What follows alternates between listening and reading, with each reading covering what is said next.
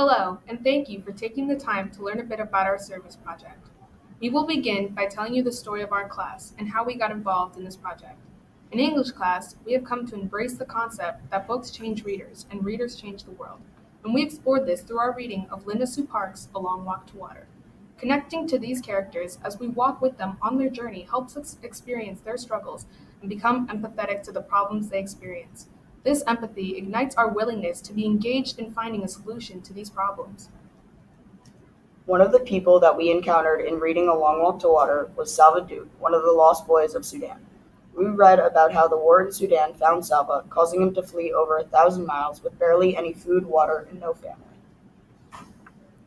The war that forced Salva from his home sparked when the Sudanese government wanted to convert the country to an entirely Muslim state. This resulted in backlash from the southern Sudanese people who demanded more autonomy, and this revolt then turned into a violent civil war. The war moved into the people's towns and villages, and soldiers and many innocent civilian lives are lost. Those who weren't killed during the attacks moved or migrated into different surrounding countries like Kenya or Ethiopia. Salva Dude, along with other lost boys, was forced to endure a tremendously long walk while fleeing the war in southern Sudan. These lost boys had a scarce amount of food and water to survive on, which is one of the many reasons that not all of the lost boys survived the long journey to refuge. Boys just like Salva were forced to leave their families behind, some having no knowledge as to where they would be after they safely escaped the chaos of war. Salva eventually reached a refugee camp where he continuously searched for his family in hopes that they would be amongst the newcomers that arrived there daily. Unfortunately, they never came. Salva never found his family. Salva remained at this camp for 6 years before being forced to flee from armed soldiers once again. This time, he and many others were not only forced to leave the camp, but to leave Ethiopia. Salva was soon faced with the role of leading the thousands of lost boys who had escaped the soldiers' gunshots. Salva encouraged the boys to keep moving forward, even when they felt they couldn't go on. When Salva's uncle was still alive, he encouraged Salva using these words, one step at a time. And when Uncle passed, Salva continued to use the same message to get the lost boys to keep going. Some boys still died because of all the harsh conditions, but many more lived because of Salva's encouragement. Without Salva's leadership, the lost boys wouldn't have made it to the next refugee camp in Kenya. After being in the Kenyan refugee camp for a couple of years, a list was posted that contained the names of the refugees who would be settled in America. Salva's name was on the list. He was excited that he would have many opportunities and a better life in America, but he would miss all his friends very much. Over the years, Salva and the rest of the boys grew such a close bond and became a family, but Salva knew this was an opportunity that he could not pass. On Salva's journey to the United States, he saw many unfamiliar and strange things. He had to adapt to many unfamiliar aspects of life in America, such as its customs, language, technology, and processed food. In an effort to adapt to the American lifestyle, Salva took English lessons and went to college. Although Salva lived in a land full of opportunities, he still thought about his family and his friends back home, and he knew he wanted to do something to help them. Once Salva learned that his father was still alive but ill, he took a trip to Sudan to see him. In Sudan, he found out that his father had become sick because of drinking dirty water. This was a pivotal moment in Salva's life and prompted him to begin thinking about how he could make the most of his opportunities in America in order to make a difference for people in Sudan. Another character we met in A Long Walk to Water was Nia. Walking with Nia through her day-to-day activities in her village in Sudan was also a significant part of our learning experience. We got to know Nia, a little 12-year-old girl who had to walk all day just to get water for her family to survive. Nia's journey made us realize how fortunate we are to live in a place where we had access to water whenever we want.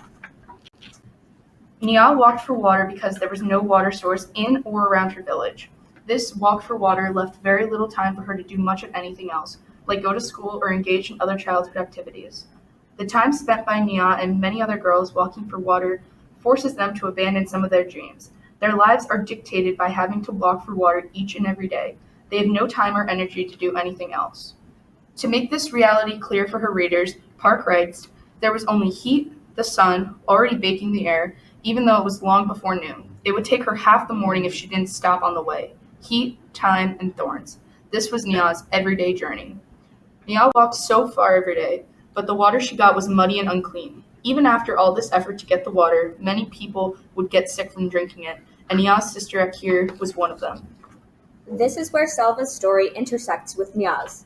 Do you remember how we mentioned that Salva's visit with his sick father in Sudan prompted him to think about a way that he could use his new chance at life in America to help his people back home in Sudan?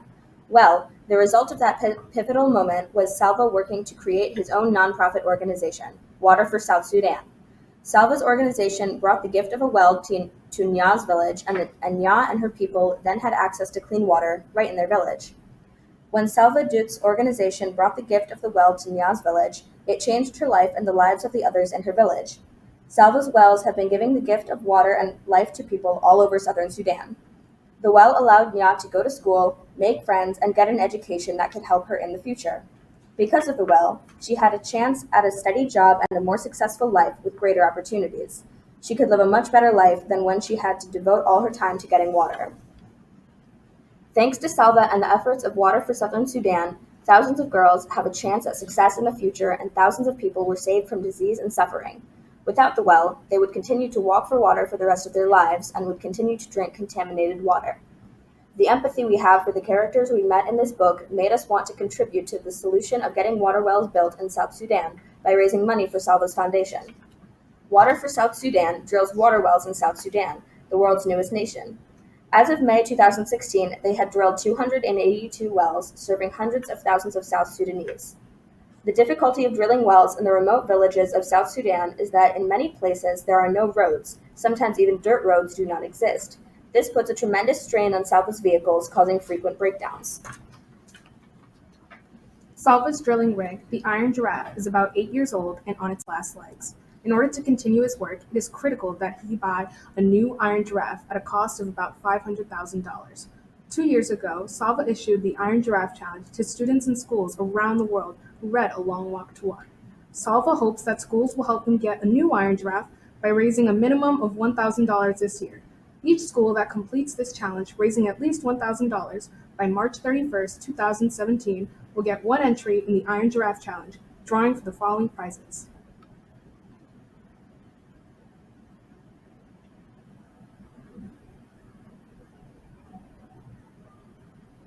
Here's how we will raise money to participate in the Iron Giraffe Challenge.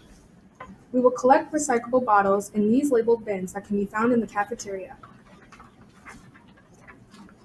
And in these recycling receptacles, in these labeled spots in participating classrooms, as this picture reveals, we are asking that you help us by placing only bottles that can be recycled for a profit bin, the bags and bins. We will take the collected cans and bottles to our local recycling center, cash them in, and then donate this money to Salva's Iron Giraffe Challenge. We realize that we are going to need lots of nickels to add up to the $1,000 we want to raise for Salva's organization, but we are willing to do the work because we believe that this world needs this work to be done, and more specifically, the people in South Sudan need this work to be done. And guess what, you guys? We can make this happen. If we work together, we can do it, and this world needs us to do the work to make a difference in the lives of people who aren't as fortunate as we are. So please deposit your bottles and cans in our recycling receptacles so that one day soon we might see our school's name on a well in South Sudan. If we haven't convinced you to participate yet, perhaps hearing from the people who actually have their feet on the ground in southern Sudan will change your mind. Check this out.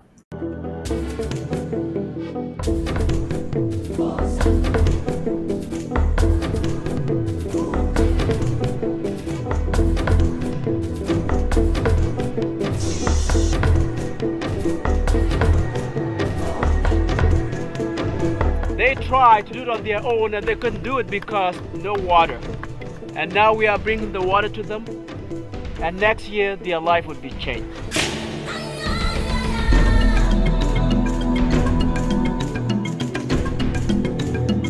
When I went back to US, I said I should do something to help my dad and other people who are in the same situation as well. And that's where I formed a non-profit organization called Water for Sudan. That's why I'm here today.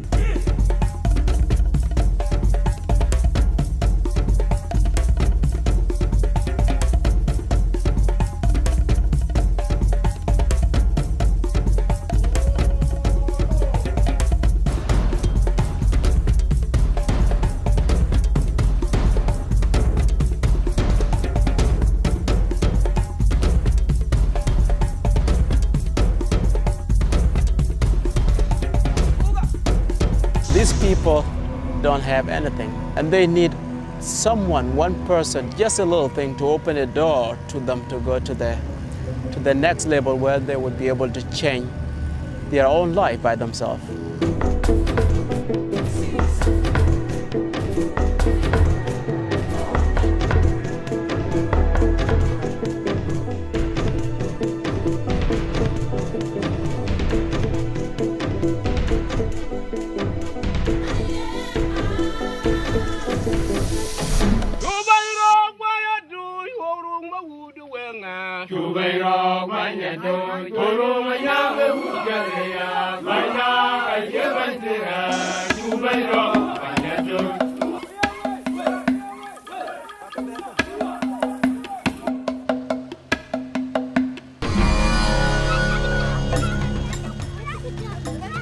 I don't want any other kid to die because of this simple disease. Make sure you guys build a school over here by the well. That is the goal for us. Everywhere we have the well, make sure the community contribute to build a school in there. My name is John. I'm one of the teachers. And our school now is start. As you see, without borehole, the school will not be here. But with borehole, the school was established. Maybe one of these child would be going to this school, might change the world someday. What she said, he likes to be a doctor. Like to be a doctor? Yes. Just that alone, having a borehole and have a school, is a great seed for their future world. When I came here, there were few houses here, and this market wasn't here. This market is blooming here. It's because of that well. Without well, no one, you wouldn't find anyone here in the dry season. It would be just a ghost place. When I came back, I was amazed for what they did. Regardless of your culture, tribal, and religious belief, it is all about humanity.